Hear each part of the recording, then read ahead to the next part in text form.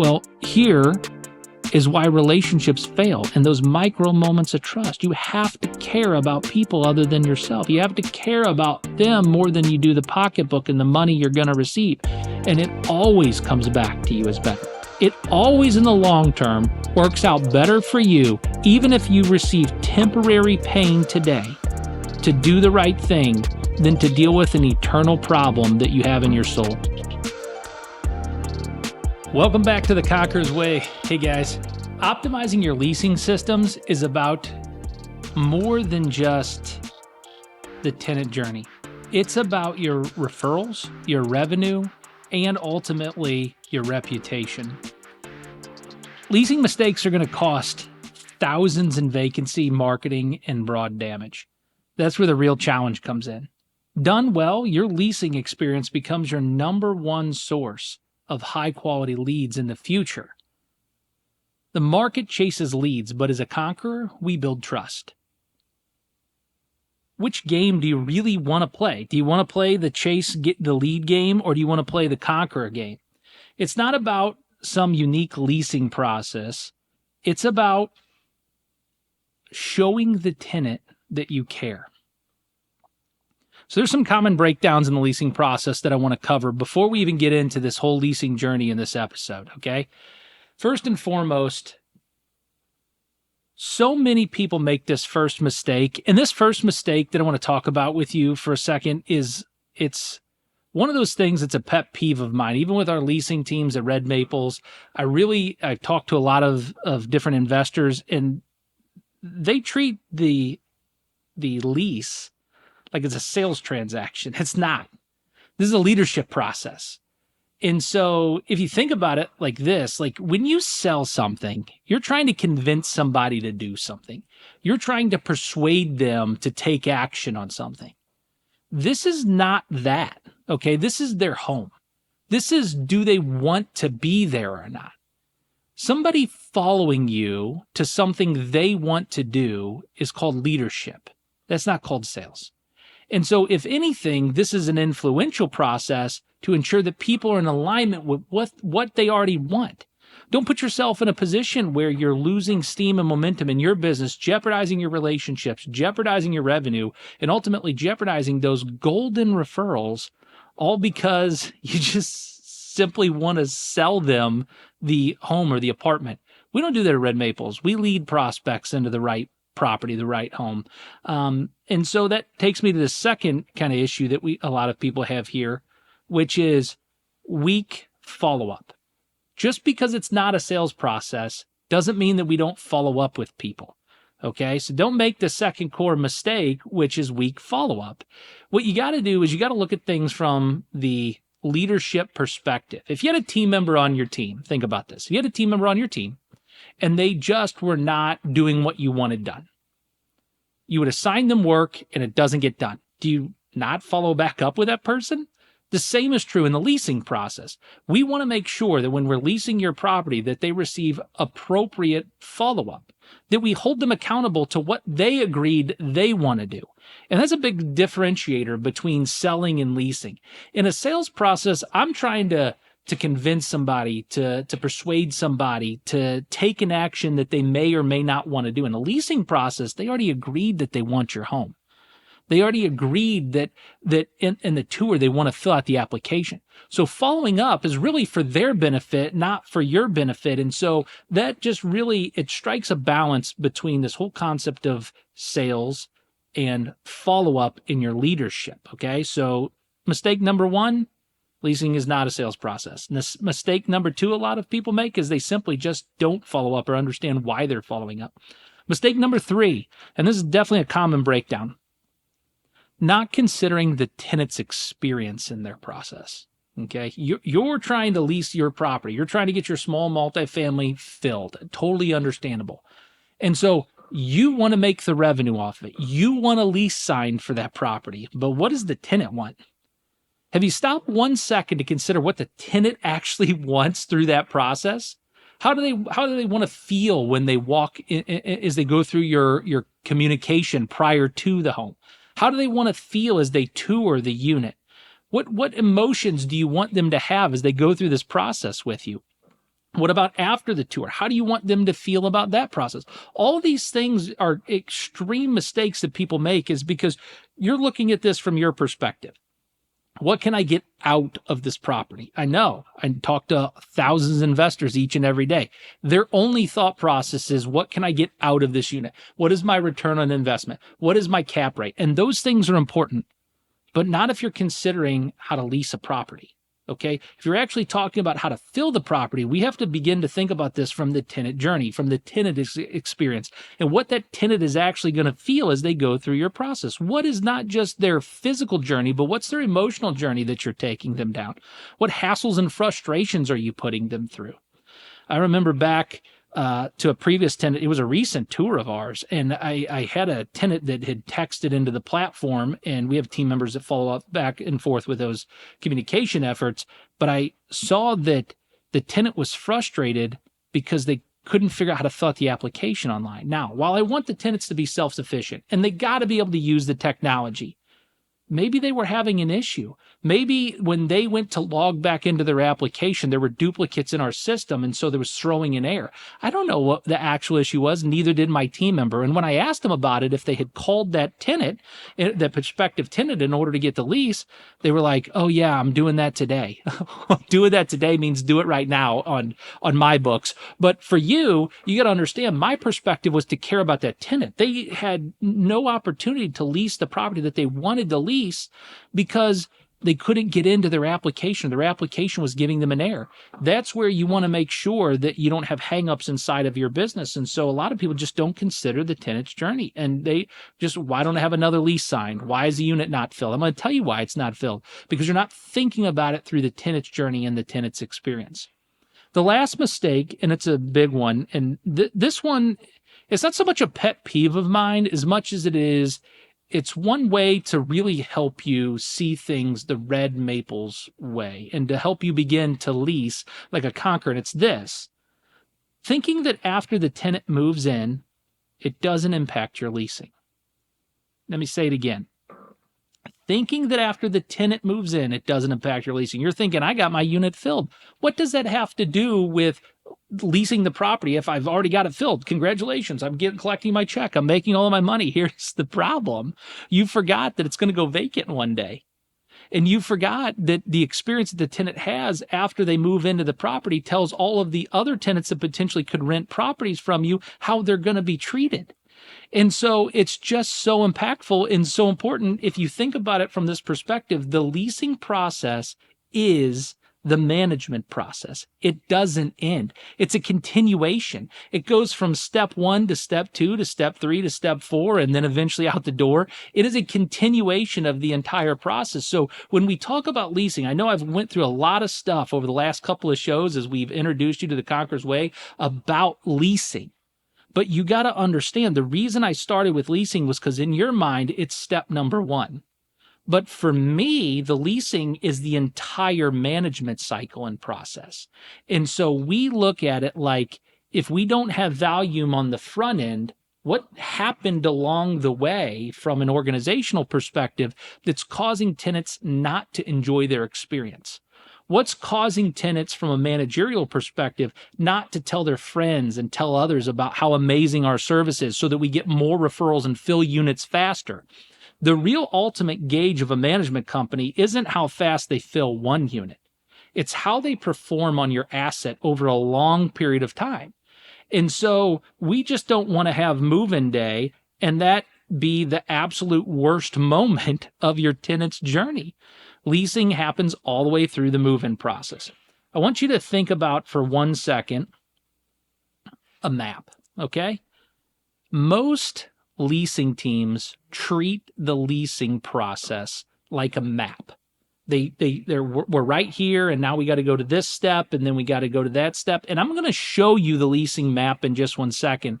It'll go across your screen as we get into the next segment. But what I want to help you understand is that most people treat this process like the map. And what I want you to get into your minds is we're getting into this process, we're getting it dialed in, is whether you're a real estate investor, you're a property manager, you're a leasing agent. You can even consider this from the sales perspective, okay? You sell houses. You are not selling houses. You're the guide on the side. Now think about a compass. That's what they really need, not a map. Tenants don't need a map of what to do. They need somebody holding the compass and saying, we're going in the right direction or we're not going in the right direction. And that is based upon what they want. They're the North Star. They're the magnetic pull that's pulling you in the direction that they want to go. You just have to make sure that you're the guide on the side that helps them get there. You're not steering them from point A to point B and making them go from road 1 to road 2 to road 3 to road 4. What you're doing is helping them navigate the emotional complexities of the decision making that they're doing. You're the one that's helping them logically justify the purchase that they're about to make. You're the one that's engaging in conversation with them in such a way that they feel comfortable and can trust your organization. Those are the keys to what a compass does. They help navigate. They help the tenant kind of lead and explore and find what they really want. And that's a big difference between somebody selling and somebody leading, right? If I'm a tour guide and I'm stuck in the middle of the woods and I'm lost, what do I want? Do I want a map? That map's not going to help me. I don't know where I'm at on the map. You know what's going to help me? A compass. That will help me. I know if we're continuing heading north or if we have to pivot and go west. That compass will tell me that. That's what you need to be like for that prospective tenant that wants to rent your property. That's what you need to be like for the tenant that is leasing your property. How many times do we have tenants that move in and you have to help navigate the emotional complexities about why it's so impactful and so important they live with you and not go to a different landlord? You don't want tenant hoppers living in your property this year and then jump into somebody else's property next year.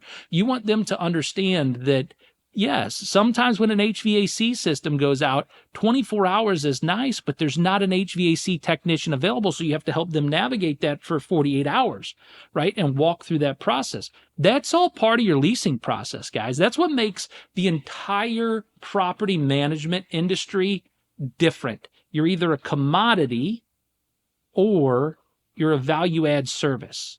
You're either a property manager or a professional performance-driven asset manager. And these two scopes couldn't be further from the truth. You either care about the reputation and the image of the company that you're building, or you care about that house, that one piece of property. And if you're looking for an organization that just really has an impact and is going to make a difference in your overall performance, that's what we do at Red Maples. We help you navigate this process, that leasing process, not just from get them in the property, but we help you navigate that all the way through the back end of the turnovers and the cleaning of the property and making sure that property is actually ready for the next tenant. And that brings me to what I told you was going to come up on your screen, which is where I want you to look for leaks in your revenue right now. And what do I mean by leaks in your revenue? I mean, look at the tenant journey. All right. As we go through the tenant journey, they first check out the condition of your property, and they're going to do that online. They're probably going to do some type of search and find your property. Then they're going to review the property description inside of their search, right? So these are each one of the different steps of the journey they're going to go through. They're probably going to schedule a tour. They're probably going to take action on that tour. There's probably a post-tour decision and discussion that's being had by them. There's probably an application process in there somewhere. Then once they go through that application process, then they're going to be approved or denied. As part of that approval and denial, then you're going to set the move-in time and when their move-in date is going to be, right? Then we go post-move-in time. Then we look at the stay. We look at every 90 days while they stay. We look at 180 days from their stay, 270 days, 330 days, and we look at the renewal. Every single step along their journey is your leasing process. And so if you can get that down and you can understand what it's going to look like 30, 60, 90, 330 when they're in your property, you then can start having those conversations with them up front about it because you know your process. But what I told you was to look for leaks in the bucket, right? So each one of those are an opportunity for you to leak revenue, leak reputation, and ultimately, if we're leaking revenue and we're leaking reputation, we're leaking our referral engine, and that's never good. So if you can look at those things like that, then what you can do is you can begin to solve the leaks. And here's how you do that. Most podcasts are going to teach you what to do. Today, I'm going to actually teach you how to do it. I know most sales gurus and experts out there try to teach you that you don't teach people how to do things. You save that for your courses. And yes, I have a course. Yes, I have books. Yes, you can go learn all the how to. But I want to give you something practical today that you can actually plug these leaks. And this is how we do it at Red Maples, okay? First, pick one section, one moment along the leasing journey. And I want you to do something. I want you to ask who, what, when, where, why, and how. Whatever the section is. Here's how it works. The search. Who? Who's searching for you? Who's searching for you? What are they searching for? When are they searching for you? Where are they searching for you? Why are they searching for you? And how do they search for you? If you can answer those questions, you can optimize the search process just from the start of asking those questions. Then I want you to do this. Educate yourself on what optimization might look like. So we ask ourselves the question. After we connect with the right area that we're going to focus on, we ask ourselves the right questions, the who, what, when, where, why, and how, and we educate ourselves. We educate ourselves on what optimization might look like. We go to our competitors. We go to the library. We go to Amazon. We get books on it. We optimize that specific section that we're trying to optimize. And then we're going to set an intention with our team about next steps. The cool thing is this works with any organization, whether that team is a team of 1 or a team of 50. You set an intention with your team about optimizing that next step over the next quarter. Then what I want you to do is to make sure you bring alignment with your prospects, tenants, team, company, and investors, whoever those people are. That means you have to communicate the change. So many people make changes in their company, they make adjustments, they make improvements, and what do they not do? They don't update everybody and tell them what's going on and bring everybody in alignment so everybody's on the same page. Just because the person who writes the property descriptions knows you made a change doesn't mean that the marketing directors know you made a change. Doesn't necessarily mean that the real estate agents know you made a change. Doesn't necessarily mean the bookkeepers know that you made a change on optimizing the search. And so therefore the bookkeeper ends up getting a new expense and they end up denying that expense or pausing a credit card because they think there's fraudulent charges. All of those things can disrupt the process of change. And so you got to make sure you bring everybody into alignment. The last step is that you ask for referrals. Once something's optimized, what I want you to do is start thinking about every time you optimize something, how can I get a referral for that? How can I get a testimonial for that? How can I get somebody to tell the story of how that change impacted their lives and why our organization is better in that process than what it used to be? And every time you do that, your business improves and you fill the leak in the bucket. Isn't it amazing how the Caesar method works from a leadership perspective? And so we want to make sure that we just take time to do the proper steps so that we can optimize these workflows. All right. How do you optimize? How do you optimize?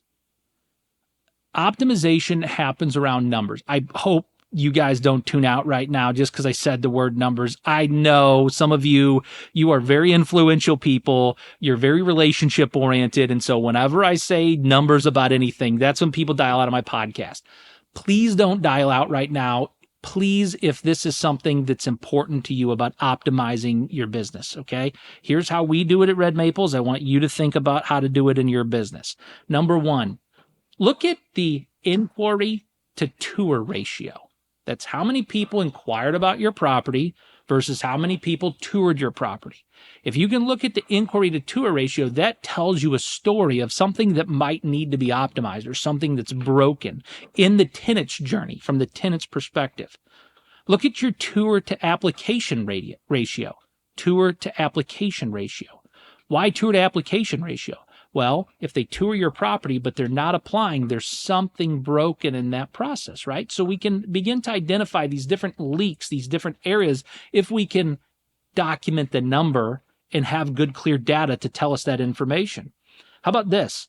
The application to move-in ratio. How many people are applying for your property and how many end up actually moving in? That'll tell you a story too. What type of tenants are you attracting? Are you getting a bunch of declines? Or the people not actually qualified from your property descriptions and your photos and the way that you approach your marketing efforts? Are you not finding qualified quality people? Or do you have a bunch of people that are applying and you're just not getting to your applications fast enough? Whatever it is, it will tell you a story as to what to begin to work on and optimize. Then lastly, we can look at the lease renewal rate. Okay, so if we look at the lease renewal rate, that ultimately tells me how well I'm doing as an organization in customer service, customer support, what their move-in process was like. Because I'm going to tell you, most people will move out at the end of 1 year because they had a terrible move-in. Don't let that be your organization. We want to make sure that we optimize the lease renewal rate. There's one more number that you can pay attention to that's part of the leasing process, but it's really outside of this show today, and that is the number of work orders per year per property. Okay. If you can look at the number of work orders that a tenant's calling in per year, that might tell you that there's something going on with your make ready process. It also might tell you a reason that something's going on with renewals, but it's way beyond this show and what we're trying to cover in the scope of this conversation. I just thought I would throw it out there for people that they're like, man, I've really been working on my leasing. I've been optimizing the front end of the funnel, but you don't know what's happening on the back end. So I just wanted to kind of go over that. All right. I want to cover a couple more things so that we can wrap up this show today, but I think that these things are important for us to talk about. All right. Influencing tenants to lease with you starts with trust. Okay. So influencing tenants to lease with you starts with trust. What I call them to our team is micro moments of trust. It's not the overall conversation always that you lose trust with somebody.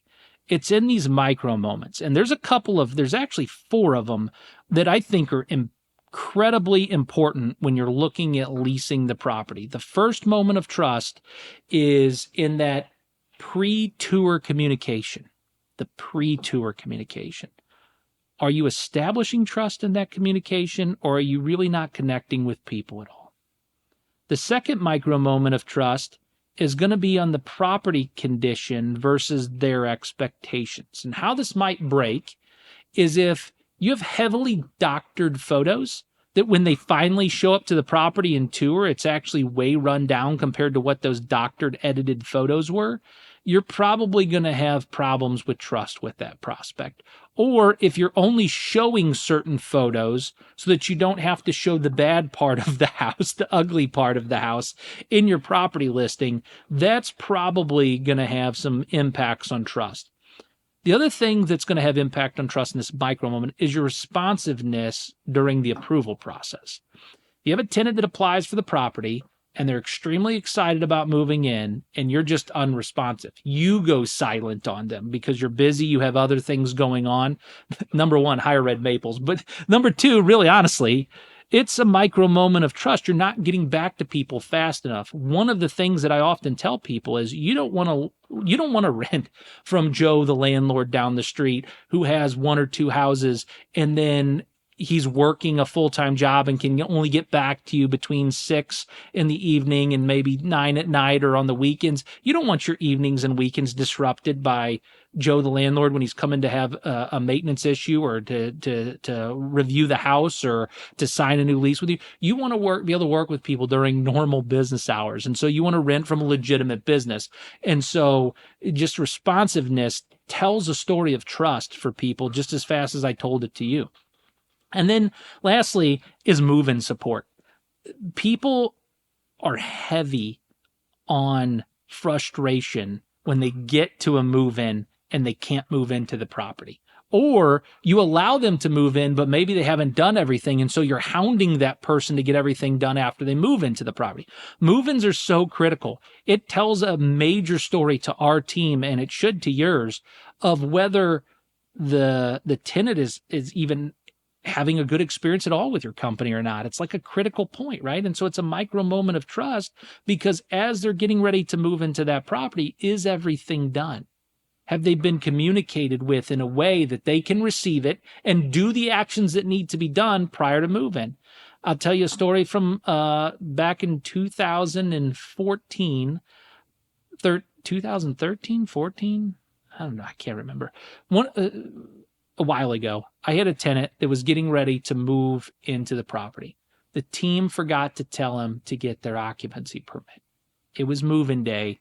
They had their 3 kids, their wife, and all of their belongings in a truck, and they were sitting in front of the house, and our team couldn't issue the keys to them because they didn't have an occupancy permit. Now, normally they would just go pick it up and move into the property. It happened to be a holiday. And so the people couldn't move into the property. They had to stay in a hotel with all their stuff in a truck. They had to get an extra day of rental for the truck.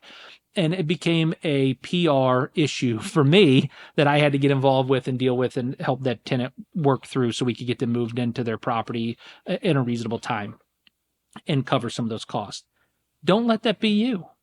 Make sure that your move-in process is buttoned up so you can have those micro moments of trust where they build momentum and they feel the win as they go through your journey and your process. Here's why I care about this so much, okay? And why I teach it this way. I'm going to read what I wrote here. I hope you guys can forgive me. I'm looking at my notes a lot today, but the reason I'm looking at my notes is to better help you because I care about this stuff. And let me tell you why I care about this so much. Here's what I wrote. I believe business is leadership, and leadership is stewardship. If we can't be trusted with the small things, the tone of an email, the clarity of the tour confirmation, the way we show up on move-in day, why would anyone trust us with any more?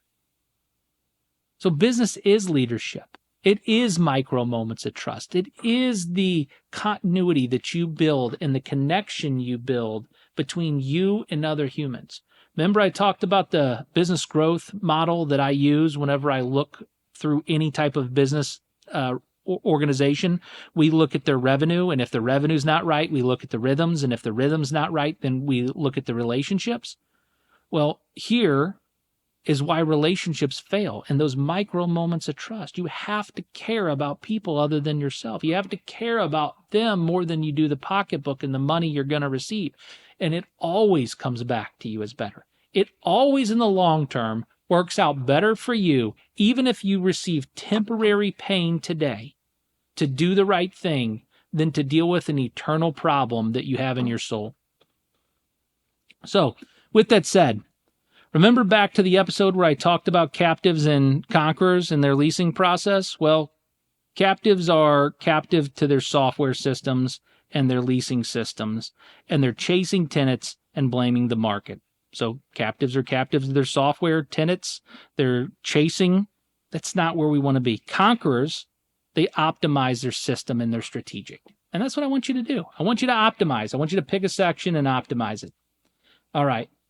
Conquerors will infuse the Caesar method in their leasing process. They'll connect with the prospect. They'll ask the right questions.